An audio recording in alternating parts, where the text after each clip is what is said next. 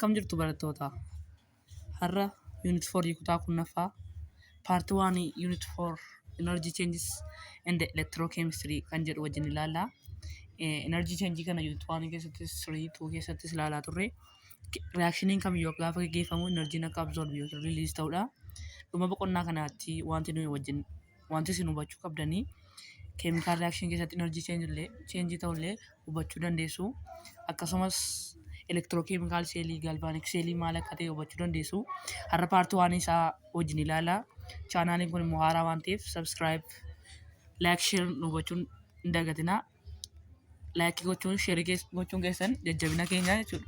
Kanaaf gara unit 4 introductionitti wajjin ilaalaa jechuudha. You have studied in unit 1 that chemical reaction almost always involve energy change. Unit 1 keessatti akkuma ilaalle energy change ni reaction ta'uu gaafa gaggeeffamu energy change akka inni jiru beekamaadha. Kana jechuun fakkeenyaa fi decompose ta'uudhaaf energy absorb godhee breakdown ta'uu qaba. Kana jechuun caccabuu qaba. Fakkeenyaaf compound tokko fudhannee anionic cationic qooduu barbaanne energy illee akka inni absorb ta'uudha jechuudha. This means the energy of the reaction mixture is different before and after the reaction. Kana jechuun immoo gaafa jalqaba reactantiin qofa turanii fi gaafa production uumamee tokko miti jechuudha. Kana jechuun energy yookiin absorb yookiin release godhanii argatu jechuudha. For example, coke is mainly carbon. Coke gaafa jennu carbon dioxide jechuu barbaadeti. Baay'een isaa carbon and the composition of carbon and oxygen which can be represented by chemical equation. Result is not only in the formation. Kanaaf energy change akka inni uumamullee beekamaadha jechuudha. Kana keessatti energy ni absorb ta'a.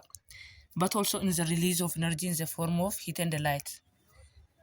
Gaafa carbon fi oxygen wal nyaatanii carbon oxygen wajjin gaafa wal nyaatu carbon dioxide gaafa uumu energy in form of heat yookiin light illee ta'uu danda'a jechuudha. During this process, the chemical energy contained in fossil fuels is converted into heat and light energy. Energy ni methane keessa jiru yookiin immoo natural gas kana keessa jiru gara light yookiin immoo light energy yookiin immoo heat energy tti jijjiirama jechuudha. Similarly, natural gas methane, which has the formula bumps in oxygen, gives only not in the gases products carbon dioxide and water, but energy in the form of heat and light. Gaafama reaction kana laaltanii methane maaf oxygen wal nyaatee carbon dioxide bishaan kenna miti.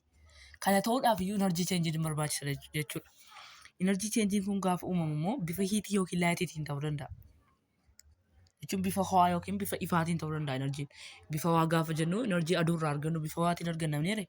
Akkasumas carbon dioxide keessatti illee gaafa gaazii ta'u energy akka inni barbaachisu beekamaadha jechuudha. To study the energy change involved in chemical reaction like the combustion reaction, we have just cited scientists conceptually divided the universe.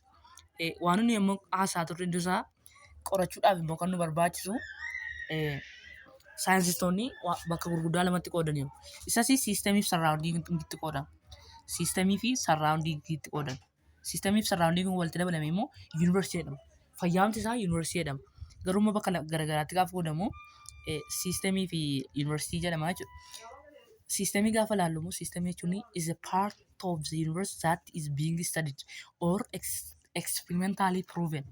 That means kana jechuun systemii kana jechuun amma fakkeenyaaf filaaskii tokko qabna jennu.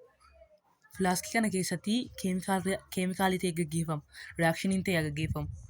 Gaafa reactioniin kun gaggeeffamu systemiin inni jennu bakka itti kunoo bakka reactioniin kun itti gaggeeffamaa bakka energy change itti uumamu kan jechuudha. Salphaamatti yuunivarsiitii jechuun immoo bakkoota kana wantoota bakkee jijjiiran kan gaafa reactionii hojjetame fiizikaaliimaan gaafa hojjetanii jechuudha. Kunis siistemii jedhama. Bakkoon kuni qoratama dirqama jechuun energy ni absorb ta'e immoo release ta'e kan jedhu. Surrounding jechuun immoo bakkeema kanaa jechuudha. Surrounding is anything that is system in the universe. Each particle in a system under investigation, such as a reaction mixture in a test tube, has potential energy and kinetic energy. Kana keessatti Siistemii gaafa jennu enerjii jiraa jenneerra. Enerjiin kun immoo karaalee lamaan argamuu danda'a. Potenshaal enerjii fi kaayineetik enerjiidhaan uumamuu danda'a.